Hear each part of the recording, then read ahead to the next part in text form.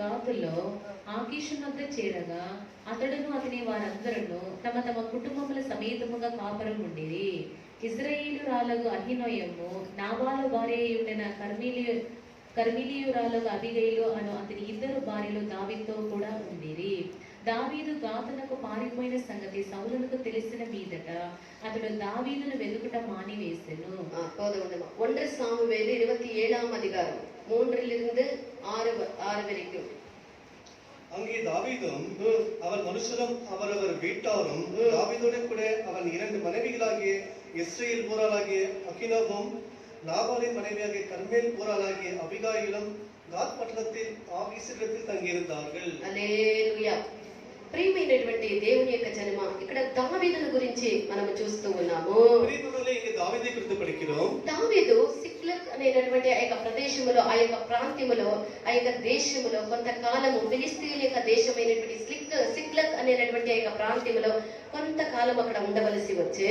ప్రియమైనోలే, దావీదు அவருடைய மனுஷர் எல்லாரும் கூட இந்த பெலிஸ்தருடைய தேசமாகிய அந்த தேசத்திலே சிக்லாக் என்ற ஒரு ஊரிலே அவர்கள் சில காலம் தங்க வேண்டியதாக இருந்தது. అక్కడ కొంతకాలము దావీదు అతని యొక్క అనుసరులు అతని యొక్క కుటుంబము అక్కడ నివసించేది దేవుని యొక్క ఉద్దేశమై ఉండే.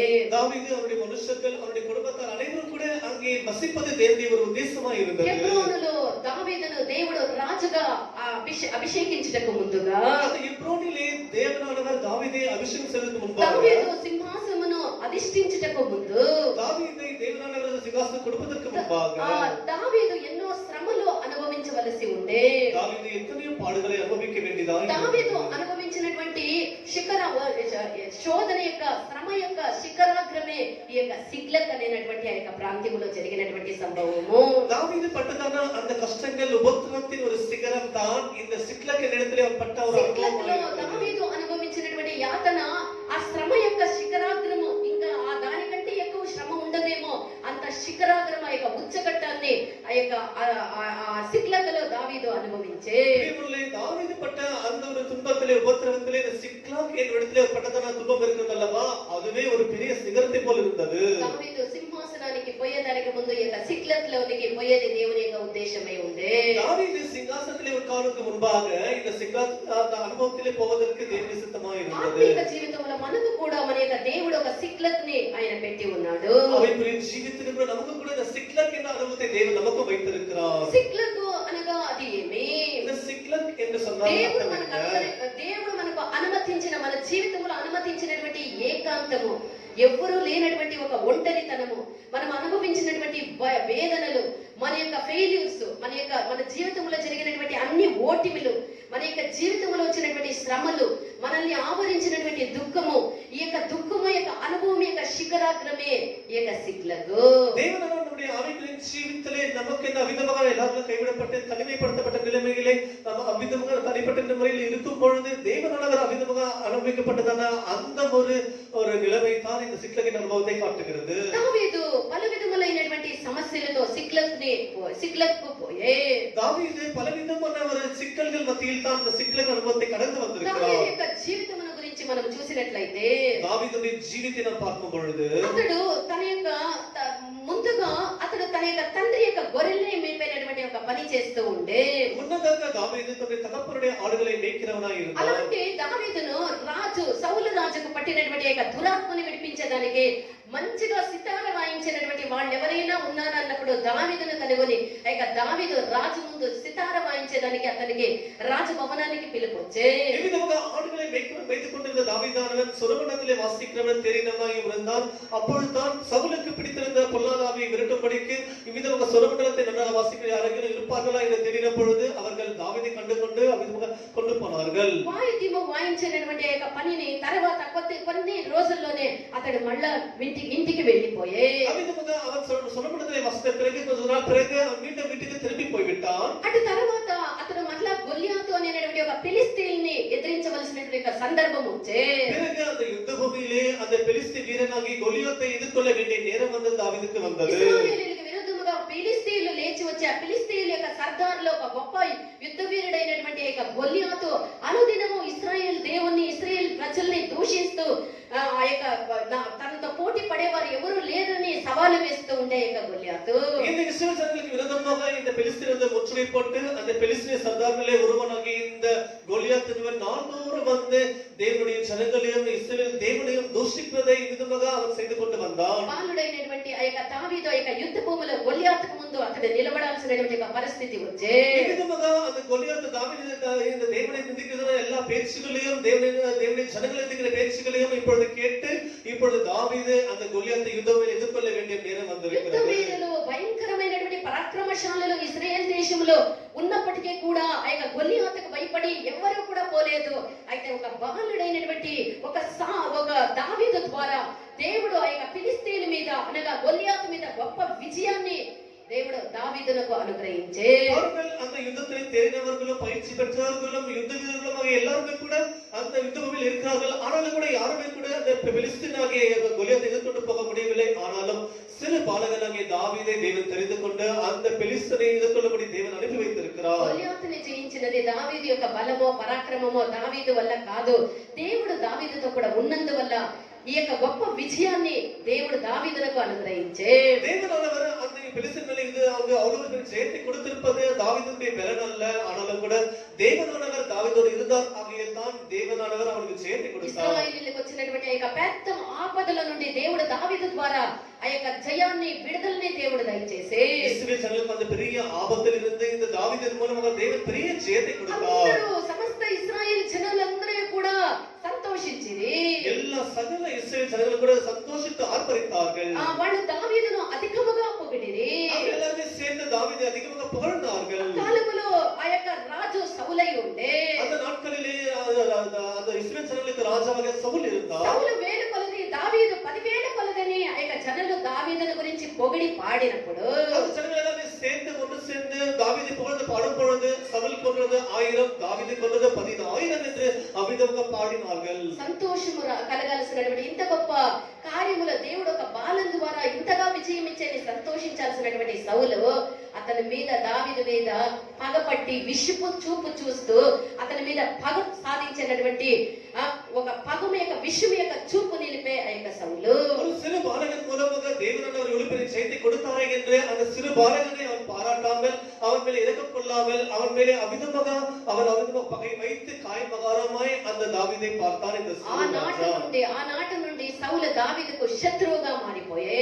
அந்த நாள் முதற்கொண்டு దావీదుக்கு இந்த సౌల్ రాజు శత్రువుగా మారిపోయాడు. శత్రువుల్ని చంపి దేశాన్ని విస్తరించే పని చేయాల్సినటువంటి రాజైనటువంటి సౌలు తనకు మేలు చేసినటువంటి యొక్క దావీదుని చెప్పేదానికే తన యొక్క జీవితం అంతా పరిగెడుతూ ఉండే. இந்த சத்துருக்களை கொண்டு தன்னுடைய தேசத்தை விஸ்தரிக்க வேண்டும்னா அந்த ஒரு எண்ணத்தை விட்டுவிட்டவனாக இப்போது தாவீதை பிடிக்க வேண்டும், அவனை கொல்ல வேண்டும் என்று தன்னுடைய வாணல் எல்லாம் கூட அவன் நாட்களை கடத்தி போனான். దావీదు సౌలునకు అల్లుడైన తర్వాత కూడా இவ்விதமாக தாவீது இந்த சவுல் ராஜாவுக்கு அவன் மருமகனாக மாறின பிறகும் கூட అయినా కూడా అతని యొక్క పగ పోలేదు.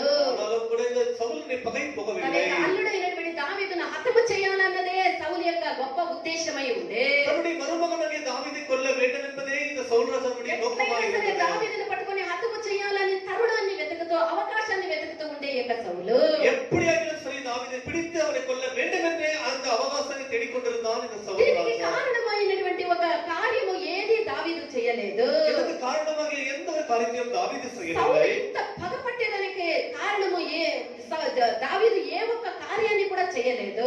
சவுல் அவன் இவ்வளவு பகை பிடிப்பதற்கு தாவீது எந்த ஒரு தீங்கும் செய்யவில்லை. అయితే సౌలు మాత్రము దావీదు పైన పగ పట్టి ఆ యొక్క పగని సాధించి ఎట్లయినా హతమార్చాలని వెతుకుతూనే ఉండే. அதனால கூட சவுல் ராஜா என்னவோ தாவீதை பிடித்து எப்படியாகிலும் அவனை கொல்ல வேண்டும் என்று பகை சாதித்துக் கொண்டே வந்தார். ఎన్నో సందర్భాల్లో దావీదును చంపేదానికి ఒక అవకాశాన్ని వెతుకుతూ ఉండే యొక్క సౌలు எத்தனையோ நாட்களாக அவனை கொல்ல வேண்டும் என்று அவ்விதமாக அவகாசத்தை தேடிக்கொண்டே வந்து கொண்டிருந்தார். ఎందుకు నాకు ఇన్ని శోధనలు, ఎందుకు నాకు ఇన్ని శ్రమలు, మేలు నేను చేసినాను కదా, ఇంత నాకు ఇన్ని సమస్యలు వచ్చేదానికి నాకు కారణమేమని ఆ దావీదు అనుకొనను లేదు, అతడు తన యొక్క హృదయంలో అధైర్యపడను లేదు.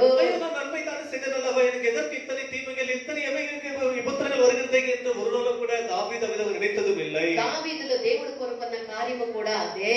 தாவீதிலே தேவன் தெரிந்து கொண்ட அது ஒரு விரும்பின காரியம் கூட அதுவா. అధికమైనటువంటి మరి తీవ్రమైనటువంటి శ్రమలు, తీవ్రమైనటువంటి సమస్యలు, తీవ్రమైనటువంటి చిక్కులు ఎదుర్కొన్నప్పుడు அதிகமான உபத்திரவங்கள், சிக்கல்கள், போராட்டங்கள் எதிர்கொள்ளும் பொழுது మనలో అనేక మంది ఏమంటాము, நம்மிலே அநேகர் என்ன சொல்லுவோம், ఎందుకు నాకే ఈ విధముగా సంభవిస్తూ ఉన్నది. ఉన్నది. అయ్యో ఎదకు ఎనకు మాత్రం ఈ నేను బాధ ఎంత లేనిది నీతిగా ఉన్నాను, ఎంత దేవునికి నమ్మకముగా ఉన్నాను, ఎంత దేవునికి ఉత్తమముగా ఉన్నాను, నేను ఎంత ప్రార్థన చేసినను, నాకే ఎందుకు అన్ని తారుమారుగా జరుగుతూ ఉన్నదని మనము మన యొక్క హృదయంలో అనుకుంటూ ఉంటాము. ஐயோ, நான் எவ்வளவு தேவனுக்கு உண்மையாக ஜெபிக்கிறேன், தேவனுக்கு எவ்வளவு உண்மையாக இருந்து தேவனுக்கு அவ்விதமாக ஆராதனை செய்கிறேன், ஆனாலும் எனக்கே இவ்விதமாக நடக்கிறது என்று நம்மில் எத்தனை பேர் இருக்கிறோம்? ప్రియమైనటువంటి దేవుని యొక్క బిడ్డ, ప్రియమైన దేవుని పిల్లలే, ఈ యొక్క దేవుడు నిన్ను సింహాసనానికి అభిష్టించుటకు, నిన్ను ఆ సింహాసనానికి నిన్ను ఎక్కించుటకు ముందు தேவனவர் உன்னை சிங்காசனத்தில் உட்கார வைப்பதற்கு முன்பாக పలువిధమైనటువంటి సమస్యల ద్వారా నువ్వు వెళ్ళాలని దేవుడు అనుమతిస్తూ ఉన్నాడని నువ్వు మరవవద్దు. உன்னை ஒரு பலவிதமான போராட்டங்கள் மத்தியிலே பிரச்சனை மத்தியிலே உன்னை அனுமதிக்கிறார் என்பதை நீ மறக்க வேண்டாம். పరిస్థితులన్నీ నీకు విపరీతముగా వచ్చినప్పుడు నీ యొక్క హృదయమును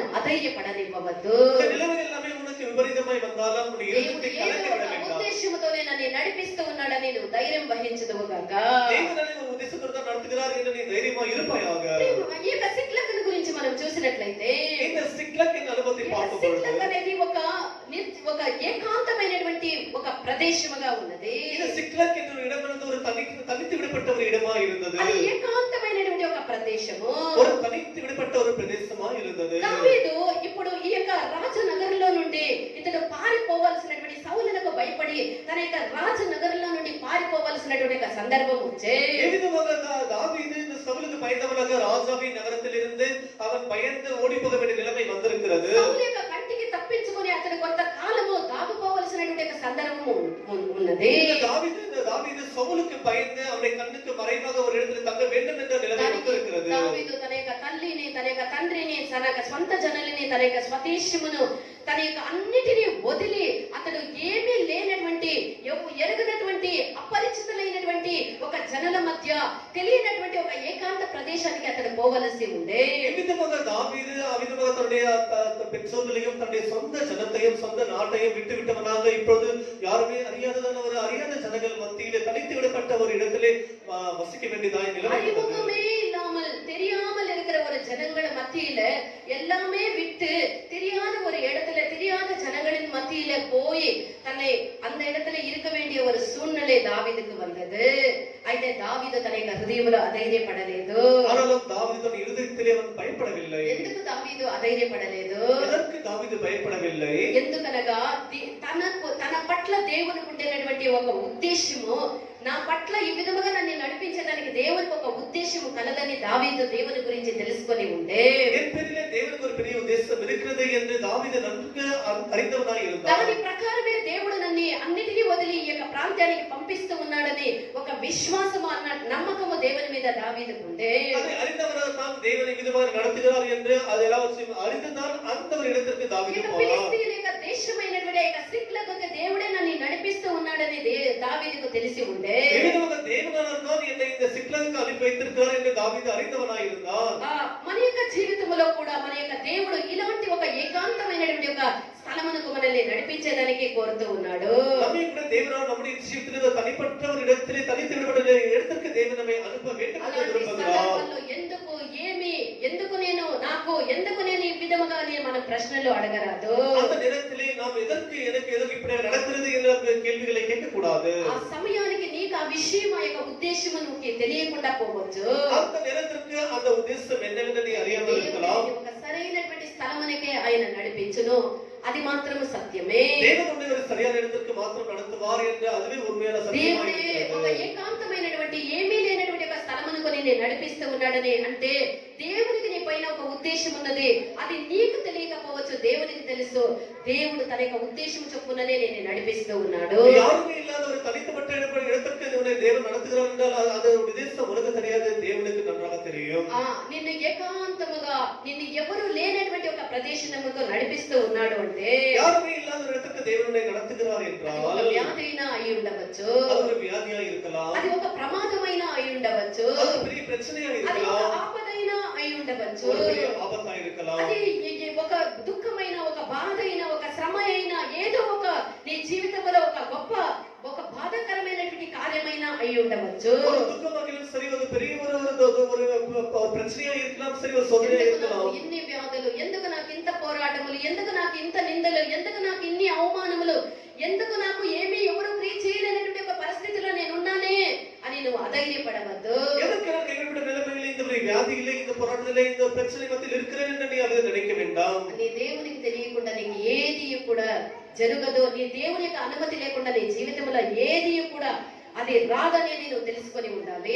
தேவனுடைய அனுமதி இல்லாமல் எதுவுமே நடக்காது என்று நீ முதலாவது அறிந்திருக்க வேண்டும். నీకు తెలియదు, అయితే ఒక సమయం వచ్చినప్పుడు దేవుడు నిశ్చయముగా ఆ యొక్క సమయం వచ్చినప్పుడు నువ్వు అర్థం చేసుకునే విధముగా నీ యొక్క దేవుడు నీ యొక్క జీవితంలో ఆ సందర్భాన్ని అనుగ్రహించును. நிச்சயமாக அதனுடைய நேரம் வரும்பொழுது தேவன் அதுக்குரிய காரணத்தை உனக்கு அறிவிப்பார். 139వ కీర్తన 14 నుండి చదవండి. 139వ సంగీతం 14వ వచనం படியுங்கள்.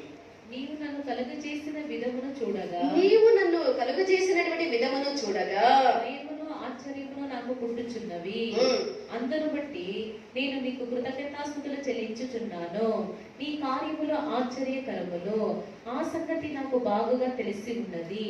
నేను రహస్యమందు పుట్టిన నాడు, భూమి యొక్క అగాధ స్థలములలో విచిత్రముగా నిర్మింపబడిన నాడు నాకు కలిగిన ఎముకలను నీకు మరుగై ఉండలేదు. ప్రియమైనటువంటి దేవుని యొక్క జనమ, ఈ వాక్యాల్లో మనం చూస్తే இந்த வசனத்தில் நாம் பார்க்கும் பொழுது మన యొక్క శరీరము దాని యొక్క అవయవములన్నీ కూడా సృష్టించబడటం గురించి దేవుడు చెప్పుట మనం చూడవచ్చు. நம்முடைய பிறப்பு நம்முடைய எல்லா அவயவங்கள் குறித்து எல்லாம் தேவன் சொல்வதை நாம் பார்க்கலாம். మన యొక్క అవయవములన్నీ కూడా దేవుని యొక్క గ్రంథములో లిఖితములై ఉన్నది. நம்முடைய அவயவங்கள் எல்லாமே தேவனுடைய புத்தகத்தில் எழுதப்பட்டிருக்கிறது. మన శరీరములో ఉండేటువంటి ప్రతి ఒక్క అవయవము దేవుని యొక్క గ్రంథములో లిఖితములుగా ఉన్నది. நம்முடைய சரீரத்தில் ஒவ்வொரு அவயவத்தை குறித்தும் தேவனுடைய புத்தகத்தில் எழுதப்பட்டிருக்கிறது. ఈ అవయవములకు దేవునికి తెలియకుండా ఏది కూడా సంభవించదు. இந்த அவயவங்களுக்கு தேவனுக்கு தெரியாமல் எதுவுமே நடக்காது. మనకు ఏదైనా జరిగిన ఎడల అది ముందుగానే దేవుని యొక్క గ్రంథములో రాసిన విధముగానే అది జరుగునని, ఆ ప్రకారమే జరుగునని, అది కాకుండా ఏది మనకి సంభవించదని మనం ఎరిగి ఉండాలి. ஒருவேளை ஏதாவது நடந்திருந்தால் அது தேவனுக்கு தெரிந்த முன்னதாகவே அந்த புத்தகத்தில் எழுதப்பட்ட விதமாய் நடந்திருக்கிறது. அதற்கு மாறாக எதுவும் நடக்காது. మన యొక్క శరీరము, దాని యొక్క అమర్పు, మన యొక్క అవయవాలు అన్ని దేవుని యొక్క గ్రంథములో ఉన్నది. దేవునికి తెలియకుండా ఏది మన జీవితంలో అనుమతించబడదు.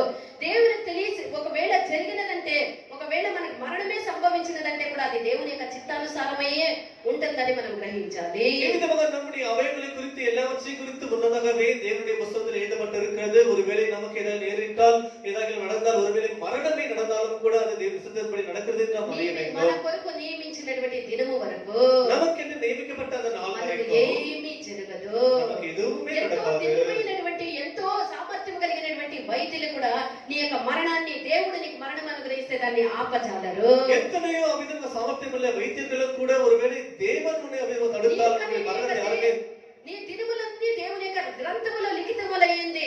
ఆ ఆఖరి దినము వరకు దేవుడు కాపాడేదానికి నమ్మకస్తుడు. ఆ ఆఖరి దినములో ఈ ప్రపంచమే ఒకటైనా కూడా ఎవరు నిన్ను కాపాడలేరు. உன்னுடைய கடைசி நாளை குறித்து தேவனுடைய புத்தகத்தில் எழுதி வைத்திருக்கிறார். அது ஒரு குதற்குள்ளாக இந்த உலகமே உன்னை எதிர்த்து வந்தாலும் உன்னை ஒன்றுமே செய்ய முடியாது. వారాల్లో విన్నట్టు మత్తయి సువార్త 10వ వాక్యములో మన యొక్క తల వెంట్రుకలన్నీ కూడా ఆయన ఎంచి పెట్టుకున్నటువంటి దేవుడై ఉన్నాడు. அந்த வார்த்தையிலே படித்த விதமாகவே நம்முடைய தலையின் மயிர் எல்லாவற்றையும் கூட தேவன் எண்ணி வைத்திருக்கிறார் என்று நாம் அவிதமாக நாம் படித்திருக்கிறோம். తల వెంట్రుకలన్నీ ఎంచినటువంటి దేవునికి మన అవయవాల గురించి ఆయనకు తెలియదా? நம்முடைய தலையின் மயிர் எல்லாவற்றையும் எண்ணி வைத்திருக்கிற நம்முடைய தேவனுக்கு நம்முடைய அவயவங்களை குறித்து தெரியாதா? ఎటువంటి స్థితిలో ఉన్నాను, நாம் எப்படி நிலைமையில் இருந்தாலும் అధైర్యపడవద్దు. நீ பயப்பட வேண்டாம். నువ్వు సిక్లకులో ఏకాంతముగా ఉండుట దేవుడు ఎరిగి ఉన్నాడు. నువ్వు ఈ ఏకాంతములో వ్యాధి అనుభవించేది, ఏకాంతములో దుఃఖం అనుభవించేది, ఏకాంతములో నువ్వు బాధపడేది, శ్రమ అనుభవించేది, నింద అనుభవించేది అన్నీ కూడా అది సిక్లక్ యొక్క అనుభవము నీ యొక్క దేవుడు ఎరిగి ఉన్నాడని గ్రహించుదువు గాక.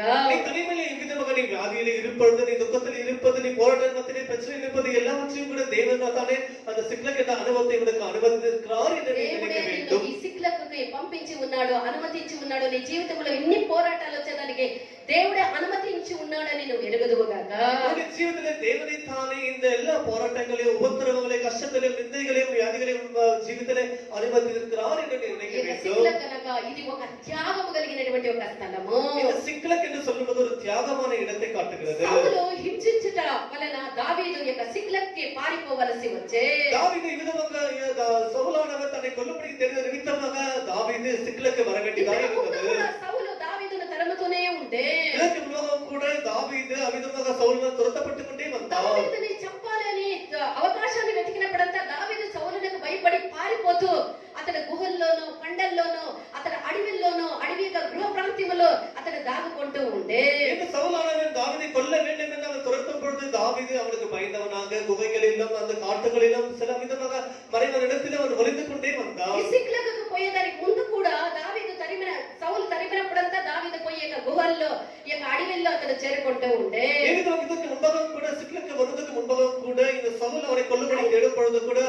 அவனும் கூட அந்த குகைகளிலும் அந்த காட்டு பகுதியிலும் மறைவான இடத்திலும் அவன் ஒளிந்து கொண்டுதான் வந்தான். అయితే అదంతయు కూడా అతను ఇంతకు ముందు సిక్లకు ముందు పోయినటువంటి ప్రాంతం అంతా అదంతా ఇశ్రాయేల్ దేశమయ్యే ఉండే. இதற்கு முன்பாக அவன் ஒளிந்து மறைந்து கொண்டு வந்த இடமெல்லாம் கூட அந்த இஸ்ரவேல் தேசமாய் தான் இருந்தது. అయితే ఇప్పుడు ఇక్కడ దావీదును చంపాలి అని తరుముకొని వచ్చినప్పుడు దావీదు దాగుకునేదానికి పోయినటువంటి ఈ యొక్క దేశమైనది ఇది ఫిలిస్తీన్ల యొక్క దేశము. ఆ యొక్క దేశములోనే ఈ యొక్క సిక్లగుకి దావీదు పోవలసి ఉండే. ஆனால் இப்பொழுது பார்க்கும் பொழுது இப்பொழுது தாவீது அவிதமாக சவுலுக்கு பயந்தவனாக அவன் ஒளிந்து கொள்ளும்படி போகிற இடமானது அந்த பெலிஸ்தருடைய தேசமாய் ఇది இருந்தது. ఇశ్రాయేల్ దేశము కాదు, இது ఇశ్రాయేల్ దేశం అల్ల, ఫిలిస్తీన్ల యొక్క దేశము. பெலிஸ்தருடைய ఆ యొక్క தேசமாய் இருந்தது. దావీదు ఆ యొక్క సౌలునకు భయపడి తప్పించుకునేదానికి ఆ యొక్క ఫిలిస్తీన్ల యొక్క రాజు అయినటువంటి ఆకీష్ యుద్ధకు పోయే. இங்க சவுலுக்கு பயந்தவனாக தாவீது இப்பொழுது அந்த பெலிஸ்தீன் தேசத்தின் ராஜாவாகிய ஆகீஸ் இடத்துக்கு போயிருக்கிறார்.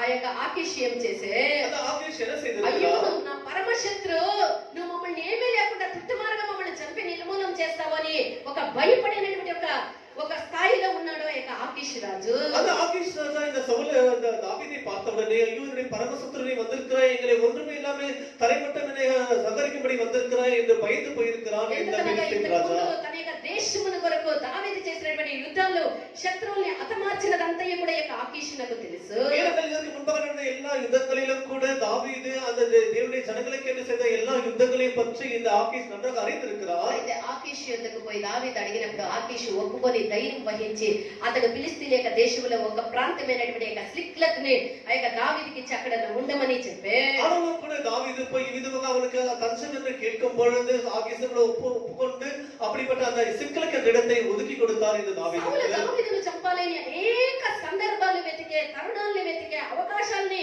తనకు సాధకము చేసుకొని అయితే తన యొక్క వాంఛ నెరవేరలేదు. சவுலானவன் தாவீதை கொல்ல வேண்டும் என்று எத்தனையோ தருணங்களை தேடிக்கொண்டான். ஆனாலும் கூட அந்த எதுவுமே நிறைவேறவில்லை. ఎందుకనగా దేవుడు దావీదు యొక్క ప్రాణాన్ని కాపాడుతూ ఉండే. ஏனென்றால் தேவனானவர் தாவீதின் உயிரை காப்பாற்றிக் கொண்டே வருகிறார். యెహోవా కాయినేడల కాయివారి ప్రయాసం వ్యర్థము. கர்த்தர் காப்பார் என்றால் காப்புறவர்களின் பிரயாசம் ఎన్నో விருதா இருக்கிறது. సందర్భాల్లో సౌలు దావీదును చంపాలి అన్నప్పటికీ కూడా అతడి యొక్క వాంఛ నెరవేరలేదు. எத்தனையோ முறை சவுலானவன் தாவீதை கொல்ல வேண்டும் என்று அவன் அவிதமாக தெரிந்தாலும் கூட அவனுடைய வாஞ்சையால் అయితే ఎన్నో நிறைவேறவில்லை. సందర్భాల్లో దావీదుకు వచ్చే సౌలును చంపేదానికి సౌలు దావీదుని చంపాలని వెతుక్కొని అడవికి వచ్చినప్పుడు ఏకాంతముగా ఉండేటటువంటి ఒక సందర్భంలో, ఎవరు లేనటువంటి ఒక సందర్భంలో దావీదు సౌలుని చంపేదానికి ఎన్నో అవకాశాలు, తరుణాలు దావీదుకు వచ్చే.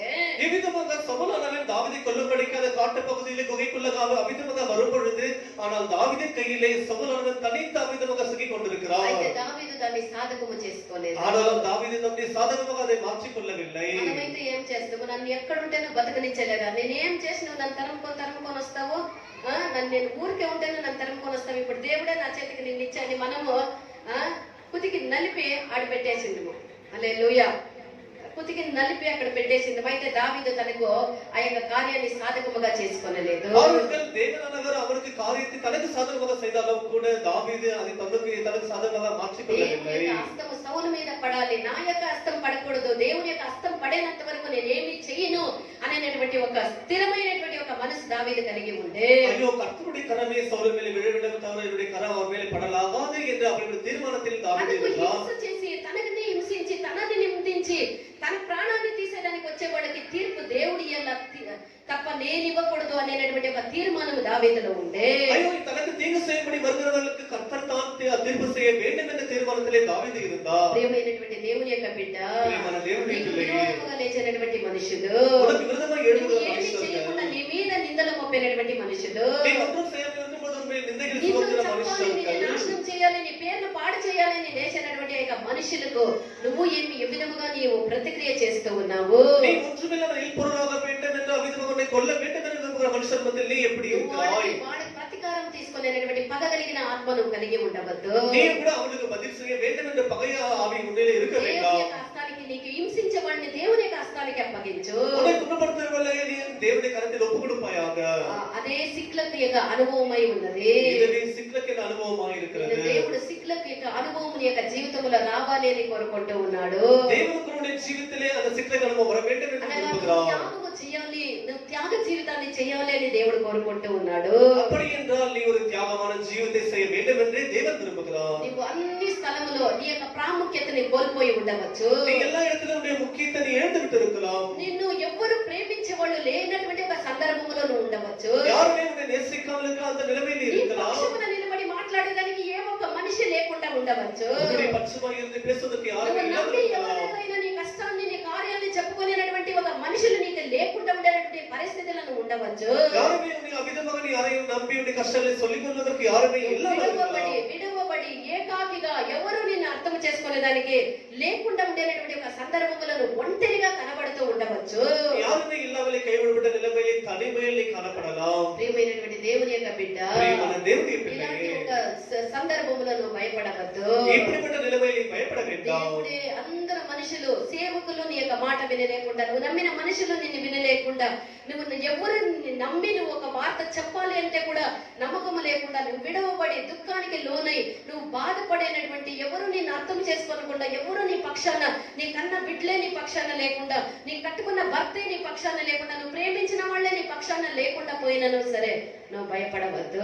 நீ நம்பினவர்களுடைய பெற்றோர்களுடைய பிள்ளைகளுடைய சிநேகிதர்கள் உற்றார் உறவினர்கள் எல்லாருமே கூட நீ நம்பி அவருடைய எதுவும் சொல்லாதபடிக்கு அவிதமான நிலைமையில் நீ தள்ளப்பட்டிருக்கலாம். நீ பயப்பட வேண்டாம். ఎందుకు అనగా என்றால் దేవుడు నీ యొక్క సిక్లక్ అనేటువంటి ఏకాంత ప్రదేశములకు నీ యొక్క దేవుడే నీ జీవితంలో అనుమతించి ఉన్నాడని నువ్వు ధైర్యం వహించాలి. தேவனே உன்னுடைய ஜீவிதத்தில் சிக்கலுக்கு என்ன அனுபவத்துக்குள்ள அவர் நடத்துகிறார் என்று தைரியமா இருப்பாயாக.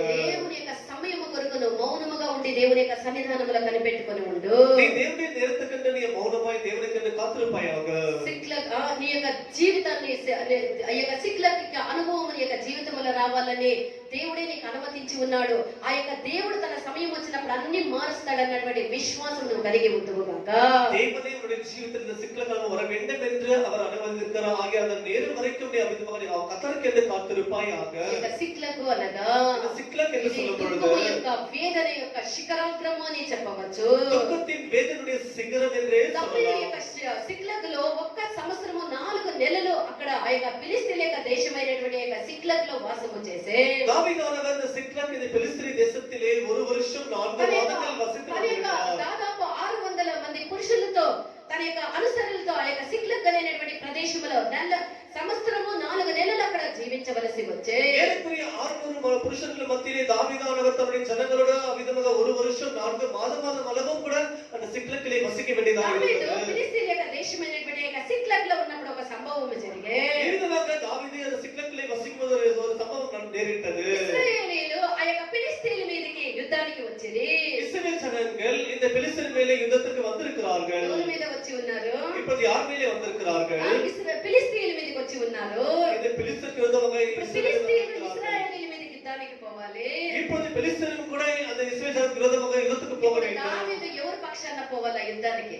இப்பொழுது தாவீது யாருடைய பட்சமாக யுத்தத்துக்கு போய் நிற்க வேண்டும்? చెప్పండి. దావీదు ఎక్కడ ఉన్నాడు ఇప్పుడు? ఇక ఫిలిస్తీన్ యొక్క దేశంలో ఉన్నాడు. ఫిలిస్తీన్ యొక్క రాజు అతనికి ఆశ్రయ ఇచ్చి అతనికి ఒక స్థలం ఇచ్చి పెట్టి ఉన్నాడు. ఇప్పుడు దావీదు ఎవరి పక్షాన పోయి యుద్ధం చేయాలా? తన యొక్క స్వంత దేశముల మీదకి, తన యొక్క స్వంత జనుల మీదకి పోయి యుద్ధాన్ని చేయాలా? హల్లెలూయా కదా.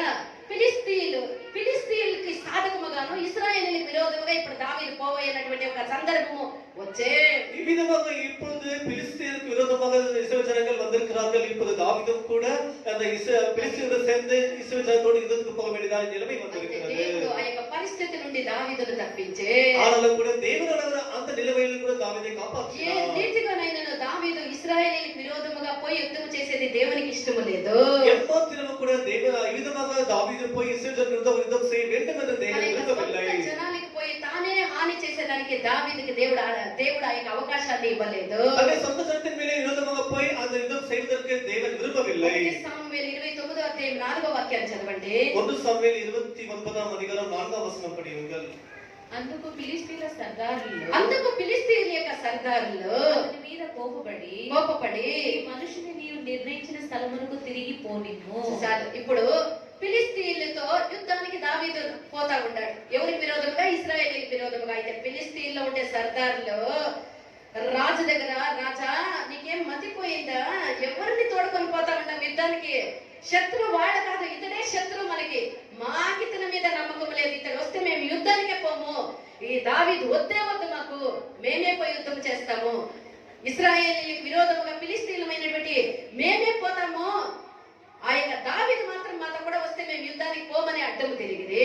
ఏ విధంగా அந்த பிலிஸ்தீய சர்தார்கள் எல்லாரும் கூட அந்த ராஜாவுக்கு கோபம் கொண்டவர்களாக, ஐயோ ராஜாவே, இந்த தாவீது என்னோட இருந்தா நாங்கள் யுத்தத்தை செய்ய முடியாது, ஆகையால் அவனுக்கு நியமித்த இடத்திற்கு அவனை திரும்பி போகும்படி செய்துவிடும் என்று சொல்லிவிட்டார்கள். ఎందుకనగా ఇశ్రాయేల్ దేశం మీద, ఇశ్రాయేల్ దేవుని మీద, ఇశ్రాయేల్ మీద దావీదుకి ఎంత ఆ యొక్క ఆశ ఉన్నది, అతడు ఎంత నమ్మకస్తుడని ఇక ఫిలిష్తీయుల యొక్క సర్దార్లు దావీదుని గురించి బాగా ఎరిగి ఉండిరి.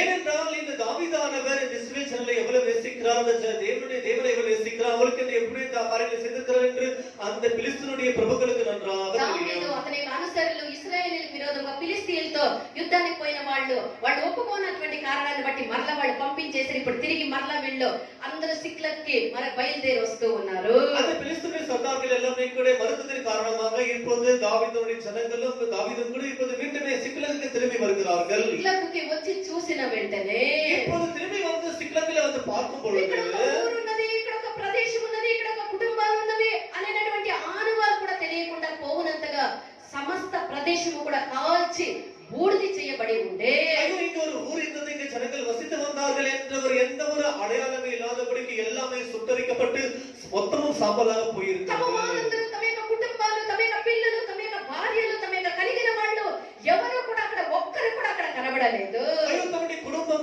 தன்னுடைய பிள்ளைகள், தன்னுடைய மனைவி வாங்கி எல்லாமே கூட யாருமே காணப்படவில்லை. ఎవరు లేనిది చూసి శత్రువులు వచ్చి ముట్టడి వేసి అంతా కాల్చి ధ్వంసం చేసి వాళ్ళ కలిగిన యావత్తుని తీసుకొని చెరగా బానిసలుగా తీసుకొని పోయి ఉండిరి. யாரோ சத்துருக்கள் வந்து எல்லாரையும் சிறைப்பிடித்துக் கொண்டு எல்லாவற்றையும் எரித்து சாம்பலாக செய்துவிட்டு போயிருக்கிறார்கள். అతని యొక్క అనుసరులు ఆ యొక్క సిక్లగా బూడిదై కాల్చి బూడిదై ఉండుట చూసి వాళ్ళు మహావేదనతో, అధికమైనటువంటి దుఃఖంతో, ఇంకా ఏడ్చేదానికి శక్తి లేకపోవనంతగా వాళ్ళ బిగ్గరగా అక్కడ ఏడ్చిరి. తమ పిల్లల్ని కోల్పోయి ఉంటారు, తమ ప్రేమించిన వాళ్ళని కోల్పోయి ఉన్నారు, వాళ్ళు ఎక్కడికి పోయి ఉన్నారని తెలియదు, వాళ్ళు బ్రతికి ఉన్నారా లేదా అనేది తెలియదు, ఏమీ తెలియనటువంటి ఒక సందర్భము, అందరూ లేదు, ఒక్కరి కూడా లేదు. ఆ యొక్క పరిస్థితిని చూసి మనోవేదనతో ఇంకా ఏడ్చేదానికి శక్తి లేనంతగా వాళ్ళందరూ ఏడ్చిరి. ఏ విధంగా அவங்க திரும்பி வந்து சிக்லகிலே பார்க்கும்போது தன்னுடைய மனைவி பிள்ளைகள் யாருமே இல்லாததை கண்டு என்ன ஆனதுன்னு கூட தெரியாமல் அவ்விதமாக எல்லாருமே மகா துக்கம் கொண்டு அழுவதற்கு கூட பெறனில்லாமல் அவ்விதமாக எல்லாருமே அழுதிருக்கிறார்கள். సామువేలు 30వ అధ్యాయం 6వ వాక్యాన్ని చదివితే మీకు తెలుస్తుంది. 1 సమూయేలు 30వ అధికారం 6వ వచనం படித்தால் நமக்கு தெரியும். దావీదు మిక్కిలి దుఃఖపడెను, మరియు తమ తమ కుమారులను బట్టియో కుమార్తెలను బట్టియో జనులకందరికీ ప్రాణము విసికినంతన రాళ్ళు రువి దావీదును చంపుదుము రండని వారు చెప్పుకొనగా, దావీదు అడవిలో ఉంటే అడవిలో, గుహల్లో ఉంటే గుహల్లో ఆ దావీదు ప్రాణానికి తమ ప్రాణమును పెట్టి దావీదును ప్రాణము కంటే ఎక్కువగా ప్రేమించినటువంటి దావీదు యొక్క అనుసరులే ఇప్పుడు దావీదుకు విరోధముగా లేచేసారు. ఎవరిని కాదు, దావీదుని చంపేస్తే ఒక పని అయిపోతుంది, ఈ ఇతని వల్లే కదా మనకి ఇంత జరిగిందని దావీదుకు విరోధముగా దావీదు యొక్క ప్రాణ స్నేహితులే. దావీదు అడవిలో ఉంటే అడవిలో ఉండిరి, దావీదు పస్తల్లో ఉంటే పస్తల్లో ఉండిరి, గుహల్లో ఉంటే గుహల్లో ఉండిరి. అలాంటి ప్రాణానికి ప్రాణముగా ఉన్నటువంటి దావీదు యొక్క అనుసరులే దావీదులకు విరోధముగా లేచి ఏడ్చి తాము కోల్పోయిన కార్యాన్ని గురించి తలంచి దావీదును రాళ్లు రువ్వి చంపాలని వాళ్ళందరూ కూడా లేసిరి.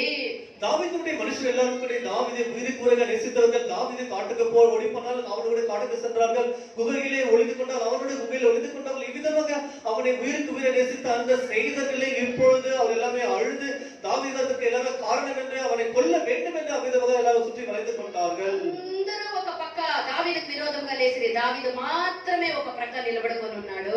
எல்லாரும் ஒரு பக்கம் சேர்ந்து கொண்டார்கள், தாவீதை கொல்ல வேண்டும் என. தாவீது மாத்திரம் ஒரு பக்கம் நின்று கொண்டிருக்கிறார். సిక్లగు అనగా దుఃఖము, సిక్లగ్ என்று சொன்னாலே துக்கம். దుఃఖం ఉన్నప్పటికీ కూడా, அந்த துக்கம் இருந்தாலும் கூட దావీదు దేవుణ్ణి వెతికే, தாவீது தேவனை தேடினார். దావీదు ఇప్పుడు ఒంటరి వాడాయే, தாவீது இப்ப தனித்து விடப்பட்டிருக்கிறார். ఈ సందర్భంలో కూడా దావీదు అధైర్యపడలేదు. அப்படிப்பட்ட சந்தர்ப்பத்தில் கூட தாவீது பயப்படவில்லை. 30వ అధ్యాయము ఆ యొక్క 6వ వాక్యం క్రింద మనం చదివినట్లయితే 1 సమూయేలు 30వ అధికారం 6వ వచనం కీழே படித்தால் நமக்கு தெரியும். అయ్యే దావీదుకు విరోధముగా లేచి దావీదుని చంపాలి అనే ఒక దుఃఖం యొక్క శిఖరాగ్రములో తానకు కలిగినటువంటి భార్య పిల్లలందరినీ కోల్పోయి దావీదు ఒక పక్క దుఃఖము, తన యొక్క అనుసరులు తనకు విరోధముగా లేసినది ఒక దుఃఖము, తాను ఒంటరిగా మిగిలిపోయి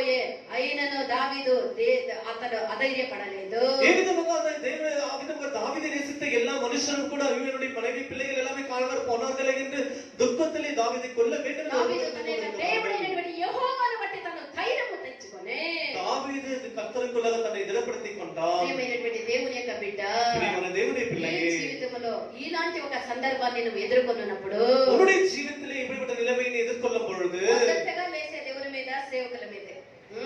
మన జీవితంలో మనకి ఇలాంటి ఒక సందర్భం వచ్చినప్పుడు మొదటగా మనం లేచి బుస్ అనేది ఎవరి మీద? సేవకుల మీద. హల్లెలూయా. తర్వాత అందరి మీద మనం లేస్తూ ఉంటాము. இவ்விதமாக நமக்கு எல்லாமே இப்படிப்பட்ட நிலைமை நமக்கு வரும்பொழுது முதலாவது நம்ம அவ்விதமாக குற்றம் சாட்டுவது మనకు విరోధముగా మారి, எல்லாமே நமக்கு விரோதமாக పరిస్థితులన్నీ విపరీతముగా మారి, எல்லாமே எல்லாம் நமக்கு விரோதமாக మనం மாறி వచ్చినప్పుడు మొదట సేవకుల మీద, దేవుని మీద దేవుడే లేదు, దేవుడు నా పక్షాన ఉంటే ఎందుకు ఇట్లా అవుతుంది, నేను దేవుడా దేవుడా అని దేవుని సన్నిధానానికి వచ్చి దేవునికి నమ్మకముగా ఉండి అన్ని కార్యాల్లో దేవునికి ఇట్లుంది, నా యొక్క ఆలయంకి ఇట్లుండి నాకు ఏమి ప్రయోజనము ఇందుకేనా అని మనం అధైర్యపడి తల పట్టుకొని ఏమి చేయలేనటువంటి ఒక పరిస్థితుల్లో మనం దిగజారిపోతాము. எவ்விதமாக நம்ம நிலைமையில கை மாறி போய் நம்ம ஒரு அவ்வித கைப்பட்ட நிலைமையில தனிமையில தனித்து நிற்கும் பொழுது అదే పరిస్థితి దావీదుకు వచ్చే. பாருங்கள், இதே நிலைமை தான் தாவீதுக்கும் வந்தது. పిల్లలు లేదు, తను ప్రాణానికి ప్రాణం ఇచ్చినటువంటి ఆ యొక్క అనుసరణలే తనకు విరోధముగా లేసిరి. తాను ఏకాంతముగా తన యొక్క దేశముగా అన్నటువంటి దేశంలో ఒంటరి వాడిగా, ఎవరు తన పక్షాన లేకుండా ఒంటరి వాడుగా దుఃఖము యొక్క శిఖరాగ్రములో మునిగినప్పటికీ కూడా అతడు ధైర్యమును కోల్పోలేదు. பாருங்கள், தாவீது தன்னை அவ்விதமாக தன்னை நேசித்தனுடைய மனைவி பிள்ளைகள் இல்லை, இப்போது தன் உயிருக்கு வேக நேசித்தன இந்த அந்த தாவீதுடைய மனுஷன் கூட இப்போது விரோதமாக அவனை கொல்ல வேண்டும் நின்று கொண்டிருக்கிறார்கள். அந்த தனிப்பட்ட நிலைமையிலே, அங்க தனித்துவிட நிலைமையிலே சிக்கல்களை தாவீது தனிமையில் நின்று கொண்டிருக்கிறார். அப்பொழுதும் கூட தாவீதை யாரும் பயப்படாமல் அவர் அங்கே நின்று கொண்டிருக்கிறார். అన్ని విపరీతాల మధ్య నా పట్ల దేవుని యొక్క చిత్తం ఏమున్నదే అని దేవుని యొక్క సన్నిధానములో వెళ్లి దేవుని దగ్గర విచారించే దావీదు. அப்படிப்பட்ட நிலைமையிலே கூட தாவீது தேவனிடத்திலே போய் என்னுடைய நிலைமை இப்படி இருக்கிறது என்று விசாரித்தான். தாவீது ఎవరి మీద ఫిర్యాదు చేయలేదు, அவன் யார் மீது குற்றம் சுமத்தவில்லை. ఎన్ని సంభవించినను తన పక్షాన ఎవరు నిలబడడానికి లేకపోయినను అతడు ఒంటరిగా దేవుని యొక్క సన్నిధానంలో పోయి దేవుణ్ణి వెతికే. தன்னுடைய பட்சமா யாரும் நிற்கவில்லை என்று கூட அவன் கவலைப்படாமல் அவன் தேவனை ఏ தேடினான். పరిస్థితి అయినను అన్ని మారిపోయినను నా యొక్క దేవుడు నా పట్ల ఏదో ఒక ఉద్దేశం పెట్టి ఉన్నాడని దేవుని మీద పూర్ణ నమ్మిక ఉంచే దావీదు. எல்லா சூழ்நிலையும் தனக்கு விரோதமாக மாறினாலும் கூட தாவீது அப்படிப்பட்ட நம்பிக்கை விட்டு விடாமல் தேவனின் பட்சமா இருப்பார் என்று దావీదు ఏదో ఒక ప్రయోజనం నిమిత్తము దేవుని వల్ల ఏదో నాకు దొరుకుతుంది అని దేవుని వెంబడించలేదు. ఏదో கிடைக்கிறது என்று అవిధంగా దావీదు దేవుని పిలిపించவில்லை. ప్రియమైనటువంటి దేవుని యొక్క బిడ్డ, దేవుని దావీదులో ఉండేటటువంటి ఈ యొక్క స్వభావము మనము కూడా కలిగి ఉన్నామా లేదా? ఒక్కసారి ఈ 9 నెలలు దేవుడు మనల్ని కాపాడి ఈ 10వ నెల యొక్క మొదటి వారంలో దేవుడు మనల్ని ఇన్ని పరిస్థితులు దాటించి మనల్ని నడిపించిరే, ఈ ఒక భావం మనకు ఉన్నదా అని మనం తేలి చూస్తాము గాక.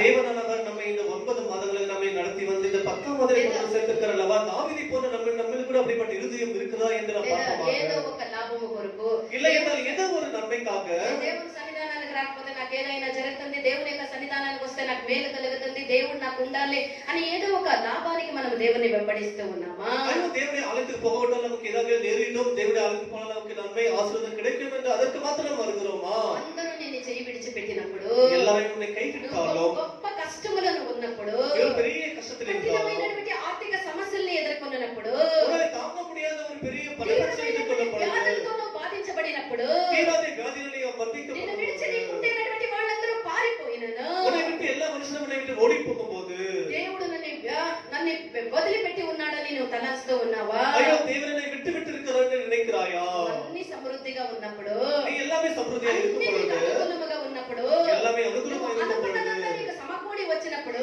எல்லாமே உனக்கு నా கைகூடி దేవుడు வரும் నా பொழுது, పక్షాన ఉన్నాడని ఎంత తీర్మానంగా చెప్పదువో, ఏమీ లేనప్పుడు కూడా నా దేవుడు నా పక్షాన ఉన్నాడని అదే తీర్మానం నీకు ఉండాలి. எல்லாமே உனக்கு கைகூடி வரும் பொழுது தேவனோடு இருக்கிறார் என்று எப்படி திடமாய் சொல்லுவாயோ, எதுவுமே நமக்கு అనుకూలமா దేవుడు నన్ను ఎన్నటికీ ఆయన విడిచిపెట్టడన్నటువంటి, నీ విడిచిపెట్టినబడినటువంటి ఆ స్థితిలో నా దేవుడు నన్ను ఎన్నటికీ విడిచిపెట్టడన్నటువంటి ఒక గట్టి తీర్మానం నువ్వు కలిగి ఉండాలి, విశ్వాసం కలిగి ఉండాలి. எப்படிப்பட்ட சூழ்நிலையிலும் சரி இந்த தேவனை விட்டு விட மாட்டார் என்ற ஒரு கெட்டியான தீர்மானம் நமக்கு இருக்க வேண்டும். దేవుడు నన్ను ఎప్పటికీ ఒంటరిగా విడవడని దావీదు చెప్పినట్టు నువ్వు చెప్పుదువు గాక. இந்த தேவன் எப்பொழுதும் என்னை தனித்து விட மாட்டார் என்று அப்படி தாவீது சொன்னது போல நாமும் சொல்லுவோமாக. సింహాసనానికి ఎక్కించేదానికి ముందు, தேவனானவருடைய ராஜரக சிங்காசனத்துக்கு ஏற்றுவதற்கு முன்பாக ఆయన అనుభవంలోనికి దేవుడు నిన్ను నడిపిస్తూ ఉన్నాడు విశ్వసించదువు గాక. தேவன் அவருடைய சிக்லக்கு என்ன அனுபவத்துக்குள்ள நடத்துகிறார் என்று நீ விசுவாசிப்பாயாக. దేవుని చిత్తమైతే రానైనటువంటి వారములో ఈ యొక్క వాక్యోపదేశాన్ని మరలా మనం నేర్చుకుందాము గాక. தேவ சித்தமானால் வருகிற வாரத்தை இந்த உபதேசத்தை நாம் மீண்டும் படிப்போம். దేవుడు మనకు సహాయం చేయను గాక. தேவன் எனக்கு உதவி செய்வாராக. జలములు ప్రవహించినాను, జలములు ఘోషించినాను, నీ తోడు నాతో ఉండే, నీ నీడ నాపై ఉండే, అవి నీ చేయబోవు నన్ను. జలములు ప్రవహించినాను, జలములు ఘోషించినాను, నీ తోడు నాతో ఉండే, నీ నీడ నాపై ఉండే, అవి నీ చేయబోవు నన్ను. సర్వసైన్యాధిపతిగా నీ సైన్యాలులో నాకు ఉండుకొనున్నావు. యేసయ్యా, నా కీడం బలమునువే, నిత్యముగా నాకిక భయమేలను. సర్వసైన్యాధిపతిగా నీ సైన్యాలులో నాకు ఉండుకొనున్నావు. యేసయ్యా, నా కీడం బలమునువే, నిత్యముగా నాకిక భయమేలను. సర్వోన్నతుడా, పరిశుద్ధుడా, నీ పరిశుద్ధ నామమునకు స్తోత్రము రాజా. ఇదిగో నా తండ్రి, ఈ 9 నెలల రాజా మీరు మమ్మల్ని కాపాడి 10వ నెల యొక్క నా తండ్రి మొదటి వారములో రాజా దైవమే మీరు మమ్మల్ని సన్నిధానానికి చేర్చిన దయను బట్టి నీకు స్తోత్రము రాజా. నీ యొక్క ఉద్దేశం లేకుండా రాజా మా జీవితంలో ఏది సంభవించదు నా తండ్రి. మా యొక్క శరీరము దాని యొక్క అమర్పు దాని యొక్క అవయవములన్నీ నా తండ్రి మా దినములంతయో మీ యొక్క గ్రంథములో లిఖితములై ఉన్నది నా తండ్రి. దైవమే మీకు తెలియకుండా ఏది రాజా జరగదు రాజా. మాకు ఒక గొప్ప ఆశీర్వాదం ముందు రాజా. మేము అనేక శ్రమలు పడాలని రాజా నేడు మాతో మాట్లాడిన దయను బట్టి నీకు స్తోత్రం రాజా. జరిగినదంతా మీకు తెలుసు, జరిగిపోయేది మీకు తెలుసు రాజా. ప్రతిదీ నీ చిత్తానుసారముగానే జరుగుతూ ఉన్నది నా తండ్రి. కాబట్టి స్వామి ఎన్ని పరిస్థితులు విపరీతంగా వచ్చినను, అన్ని తారుమారుగా జరిగినను నా తండ్రి మీరు ఒక ఉద్దేశంతోనే మమ్మల్ని నడిపిస్తూ ఉన్నారని ధైర్యంతో రాజా మేము నిర్వహించటకు మాకు నా తండ్రి మీరు కృపను అనుగ్రహించమని వేడుకుంటున్నాను తండ్రి. వచ్చిన యావత్ మంది ఎన్ని శోధనలో, బాధల్లో, వేదనలో, కష్టాల్లో, కన్నీళ్లలో వచ్చి ఉన్నారు అంతమందిని ముట్టి స్వస్థపరిచి నీ నామములో నా తండ్రి విడిపించి నీ కృప వల్ల దీవించి రాజా.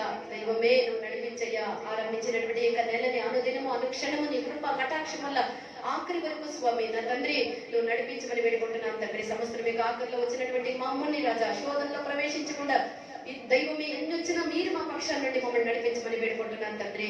వచ్చిన యావత్ మందిని ఆశీర్వదించండి అయ్యా. వచ్చిన యావత్ మందిని దీవించండి స్వామి. నీ సన్నిధిని ప్రసన్నత వల్ల నింపి సంతోషంతో తిరిగిపోగలిగిన కృపలు దయచేయ్యా. నీ ఆలయం కట్టినటువంటి యొక్క పనులు రాజా, ఆ యొక్క పనులకు కావాల్సినటువంటి ఎన్నో అవసరతలు ఇది వరకు మీరు దయచేస్తూ ఉన్నారు. ఇంకా ఎన్నో అవసరతలు నాకు అన్నీ దయచేసి మహిమ కలిగినటువంటి ఒక ఆలయము రాజా అక్కడ కట్టబడేదానికి మీరు సహాయం చేయమని వేడుకుంటున్నాను తండ్రి. ఇంతవరకు తోడుగా ఉన్నట్టుగా కూడా తోడుగా ఉండి మమ్మల్ని నడిపించమని సకల స్తుతి ఘనత మహిమలు మీకే చెల్లించి యేసు ప్రభు నామములో వేడుకుంటున్నాము తండ్రి. మన తండ్రి అయినటువంటి దేవుని యొక్క ప్రేమ, కుమారుడైన క్రీస్తు కృప, పరిశుద్ధాత్మ సహవాసం యుగ సమాప్తి వరకు ఆయన రాకడ వరకు మనతో కూడా ఉండును గాక.